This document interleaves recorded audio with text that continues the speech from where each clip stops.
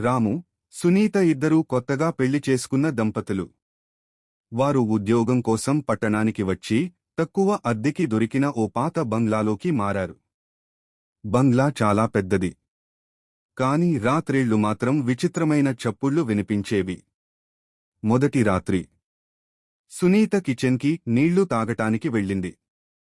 ఒక్కసారిగా వెనుకనుంచి ఓ నెమ్మదిగా తలుపు మూసే శబ్దం. ఆమె తిరిగి చూసేసరికి ఎవరూ లేరు. రాము, నువ్వేనా అని అడిగింది. బెడ్రూం నుంచి రాము గాత్రం వచ్చింది. నేను ఇక్కడనే ఉన్నా. రెండో రాత్రి అదే శబ్దం మళ్లీ వినిపించింది. ఈసారి చప్పుళ్లు కాస్తా పెరిగాయి. పై అంతస్తు నుంచి ఎవరో నడుస్తున్నట్టు. రాము లైట్ ఆన్ చేసి పైకి వెళ్లాడు. తలుపు తీయగానే గాలి వేగంగా పిచ్చిగా ఊదింది. గోడపై పాత ఫోటో ఒకటి వేలాడుతూ ఉంది. ఒక మహిళా ఫోటో. ఆమె కళ్ళు రామును గమనిస్తున్నట్టు అనిపించాయి.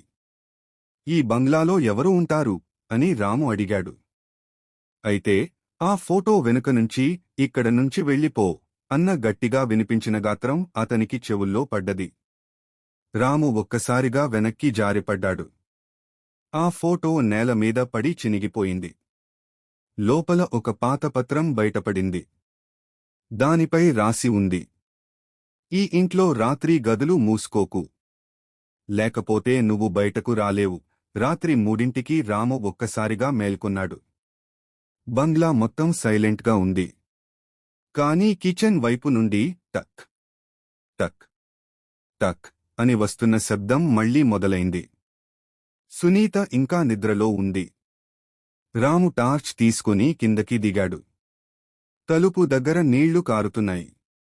కిచెన్కి వెళ్లి చూసేసరికి నేలమీద తడి పాదముద్రలు. ఆ పాదముద్రలు నేరుగా వెనుక తలుపు వరకు వెళ్లాయి.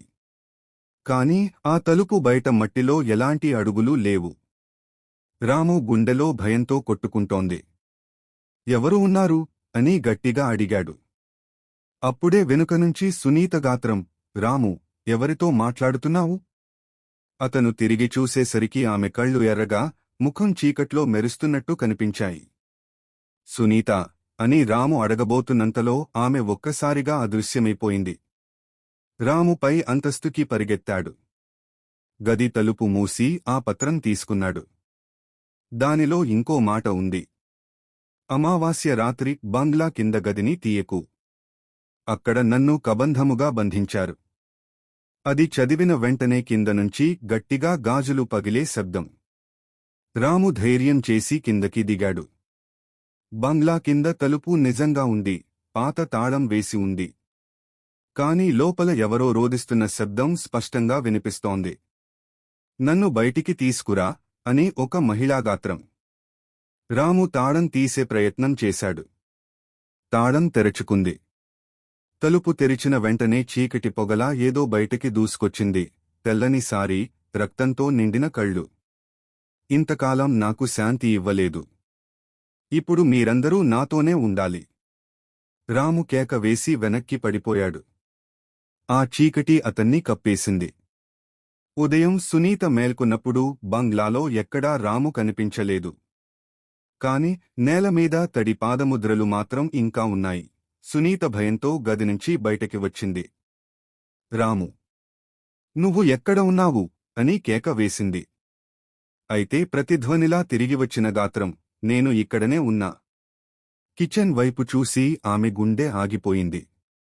నేలమీద రాముని చొక్కా, రక్తపు చారలు. అదే సమయంలో ఆ చెత్తపెట్టె కదిలింది. లోపల ఎవరో ఊపిరి పీలుస్తున్నట్టు. సునీత దగ్గరికి వెళ్లి నెమ్మదిగా లీడ్ తీసింది. లోపల ఓ పాత ఫోటో, అదే బంగ్లాలో వేలాడిన ఆ మహిళా ఫోటో, ఇప్పుడు రక్తపు ముద్రలతో ఉంది.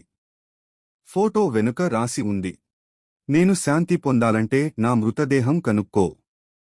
అది ఈ బంగ్లా కింద గదిలోనే ఉంది. సునీత గుండెల్లో భయం కంటే కుతూహలం ఎక్కువైంది.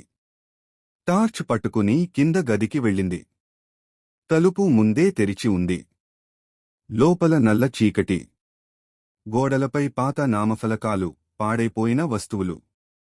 ఒక్కసారిగా వెనుక తలుపు ధం అని మూసుకుంది. టార్చ్ కాంతి ముందు పాత చీరలో ఉన్న ఆ మహిళా దెయ్యం నిలబడి ఉంది.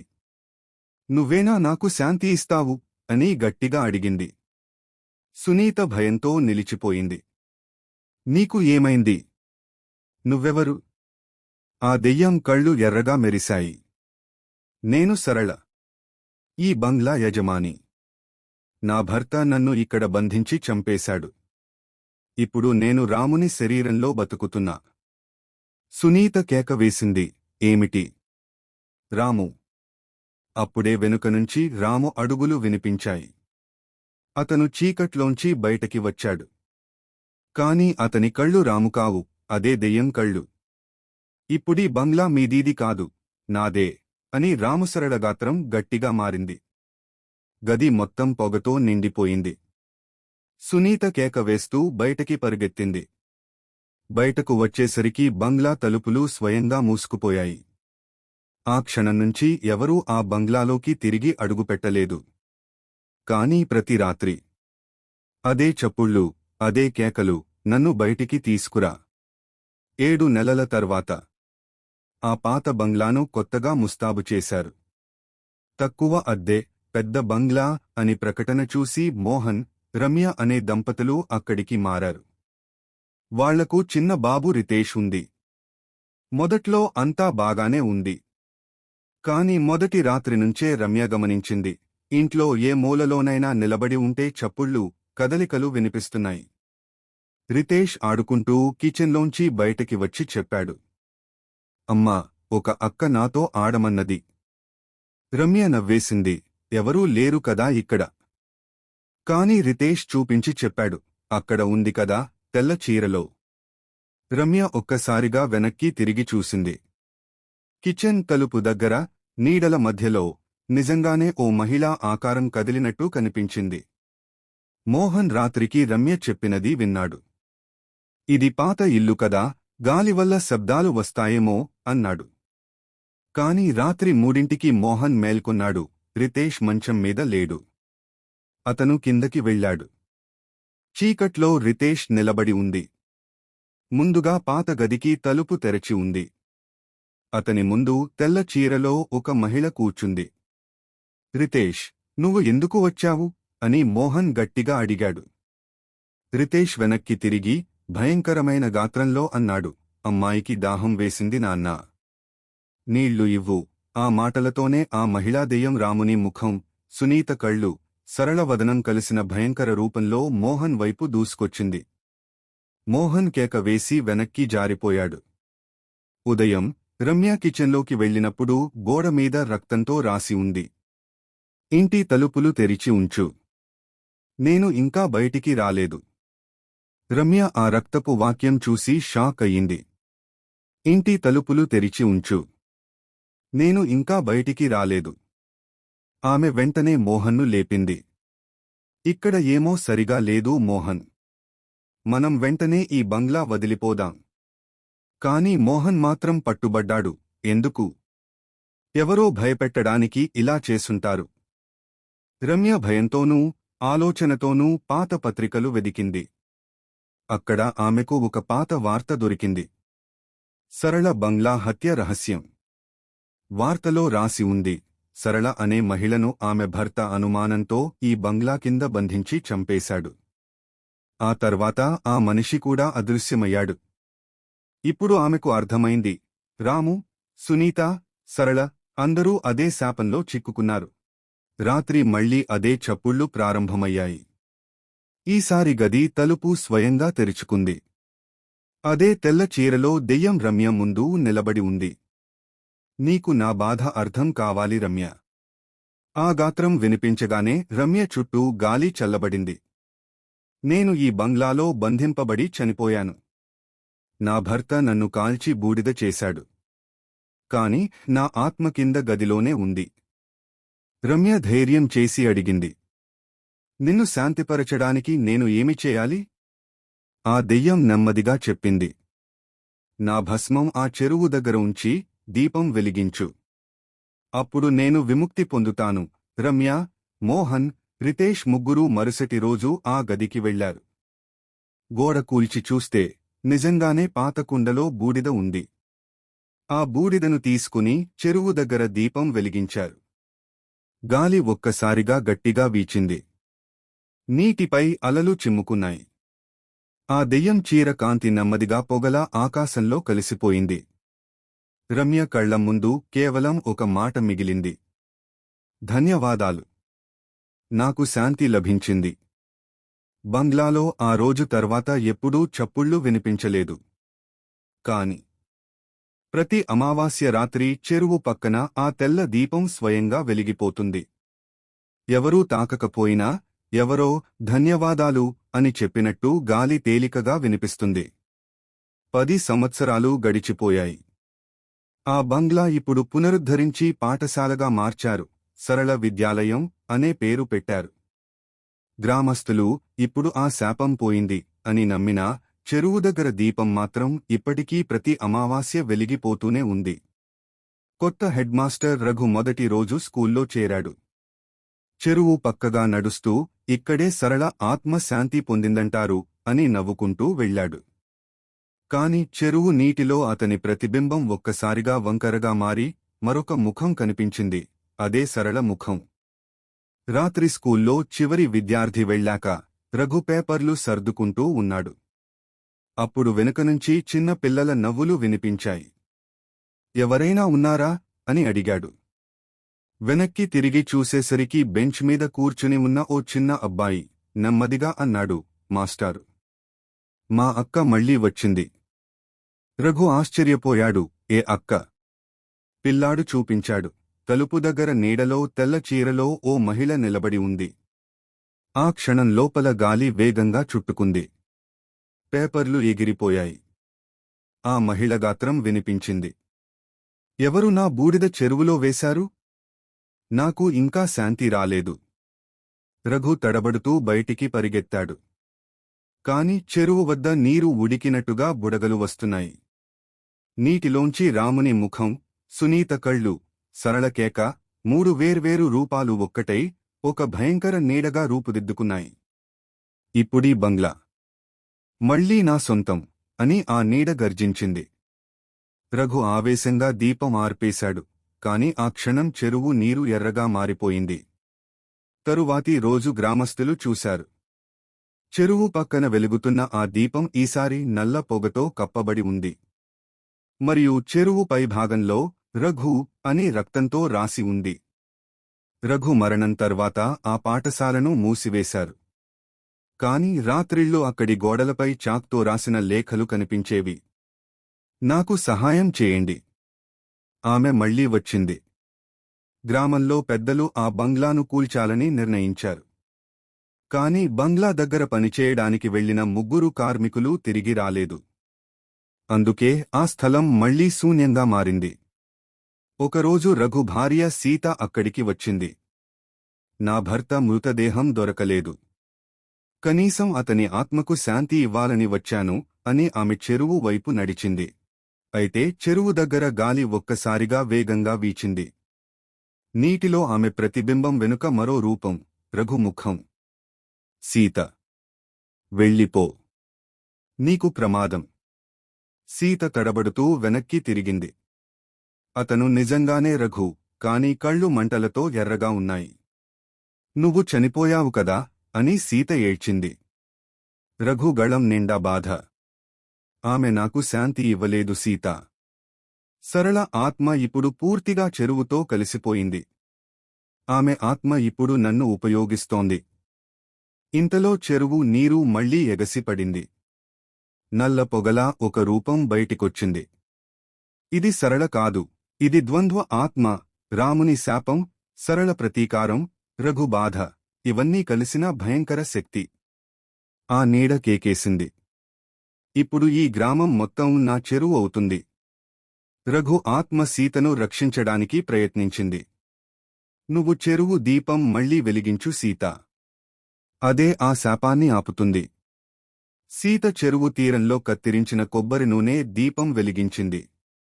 దీపం వెలిగిన వెంటనే ఆ నీడ బలహీనపడింది. కాని చివరి క్షణంలో రఘు ఆమె వైపు చూశాడు. ఇది ముగిసిందని అనుకోకు. శాపం ఎప్పటికీ చెరువులో మిగిలిపోతుంది. ఆ మాటతో రఘు ఆత్మ కాంతిగా మారి చెరువులో కలిసిపోయింది. చెరువు నీరు మళ్లీ ప్రశాంతంగా మారింది. కాని ఉదయం చెరువు నీటిలో చిన్న దీపం ఇంకా వెలుగుతోంది. దాని కింద రఘు పేరు రక్తంలా మెరిసిపోతోంది. 1 సంవత్సరం గడిచింది. గ్రామస్థులు ఇప్పుడు ఆ చెరువు దగ్గరికి రావడం లేదు. కాని ప్రతి అమావాస్య రాత్రి చెరువు మధ్యలో చిన్న దీపం వెలిగిపోతూనే ఉంది. దాన్ని ఎవరూ వెలిగించకపోయినా అది తానే వెలుగుతుంది. అదే దీపం, అదే రఘు ఆత్మ గుర్తు.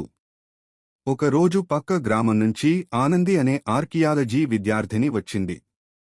ఆమె పాత కథలు, దెయ్యాల గాథలపై పరిశోధన చేస్తోంది. గ్రామస్థులు ఆమెను ఆపేందుకు ప్రయత్నించారు. ఆ చెరువు దగ్గర అడుగు పెట్టవద్దమ్మా. సరళ ఇంకా శాంతి పొందలేదు. కాని ఆనంది నవ్వేసింది. నేను భయపడను. నిజం ఏంటో తెలుసుకోవాలి.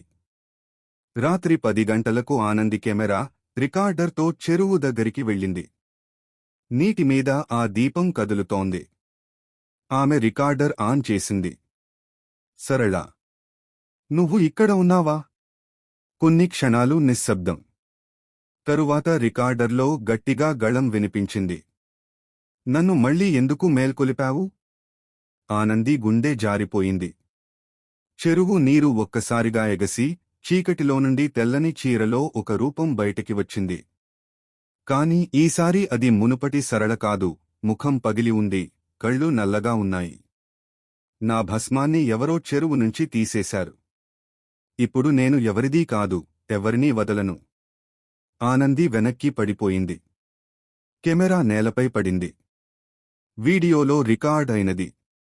చెరువు పక్కన మంటలు, గాలి, మరియు రఘు, రాము, సునీత అని కేకలు. ఉదయం గ్రామస్థులు చెరువు దగ్గరికి వెళ్ళినప్పుడు అక్కడ రక్తంతో రాసి ఉంది. సరళ తిరిగి వచ్చింది. అప్పటినుంచి గ్రామంలో గాలి విచిత్రంగా మారింది.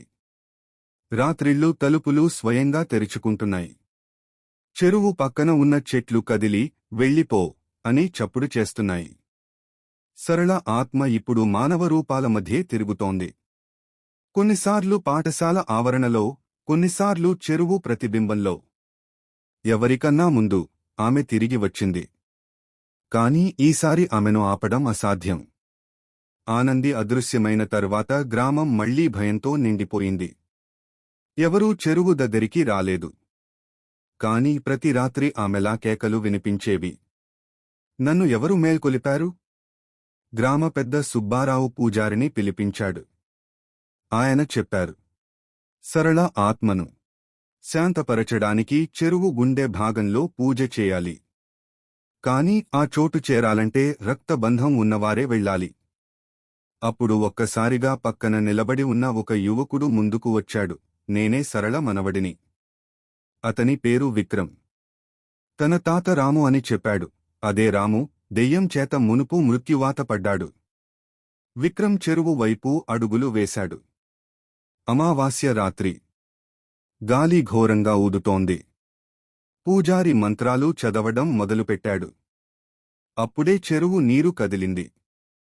తెల్ల చీరలో సరళ ఆత్మ బయటకి వచ్చింది. రాముని రక్తం. నువ్వు నా సంతానం కదా. ఆమె గాత్రం నెమ్మదిగా మారింది. కోపం, బాధ, దుఃఖం కలిసిన శబ్దం. నన్ను శాంతి కోసం కాదు, ప్రతీకారం కోసం పిలిచావా? విక్రమ్ గట్టిగా అన్నాడు. లేదు అమ్మమ్మా, నీ శాపం గ్రామాన్ని నాశనం చేస్తోంది. దయచేసి ఆపు. సరళ ఆత్మ కేకవేసింది. నాకు శాంతి కావాలి. కాని నా రక్తం చెరువులో కలిసిన నిమిషం నుండి అది అసాధ్యం. చెరువు గాలి కత్తిలా కత్తిరిస్తోంది. విక్రమ్ చెరువు మధ్యలో నిలబడి తన చేతిని కోసుకున్నాడు. రక్తం చెరువులో పడింది. పూజారి చివరి మంత్రం చదివాడు. శాంతి ప్రాప్తిరస్తు. ఆ క్షణం చెరువు నుండి కాంతి వెలుగు బయటికొచ్చింది. సరళ ఆత్మ క్రమంగా పొగగా మారి ఆ కాంతిలో కలిసిపోయింది. గాలి ఆగిపోయింది. నీరు ప్రశాంతమైంది. విక్రమ్ చెరువు తీరానికి వచ్చేసరికి పక్కనే చిన్న దీపం వెలిగింది. ఆ దీపంలో సరళ ముఖం చిరునవ్వుతో మెరిసింది. ధన్యవాదాలు నా మనవడా. ఇప్పుడు నాకు శాంతి లభించింది. ఆ మాటలతో దీపం ఆరిపోయింది. గ్రామం మొత్తం సైలెంట్గా మారింది.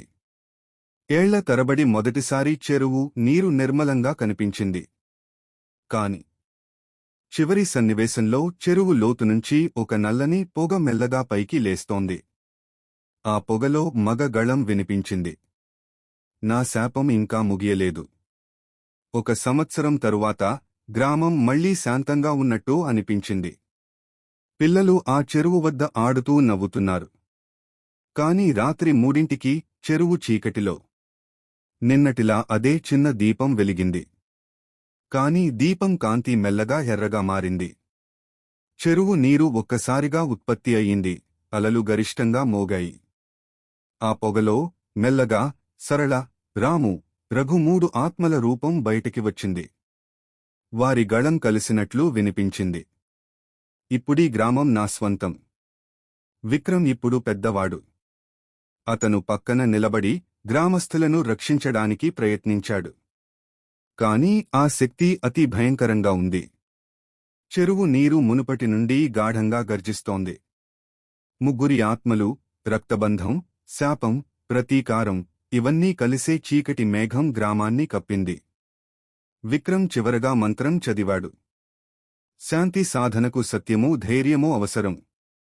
అయితే ఆ క్షణంలో చిన్నది రితేష్ ఆవేశంగా బయటకు పరుగెత్తాడు. నాకు తెలుసు. చెరువు దీపం వెలిగించాలి అని పిలిచాడు. ఆ దెయ్యాలు ఒక్కసారిగా నిలిచాయి. చివరకు ఆ చిన్న పుణ్యకారుడు దీపం వెలిగించాడు. చెరువు నీరు మెల్లగా ప్రశాంతమైంది. ఆత్మల రూపం నెమ్మదిగా కాంతిలో కలిసిపోయింది. ఈ కథ ఇంతటితో ముగుస్తుంది. ఈ వీడియో మీకు నచ్చినట్లయితే మన ఛానల్ను సబ్స్క్రైబ్ చేయండి.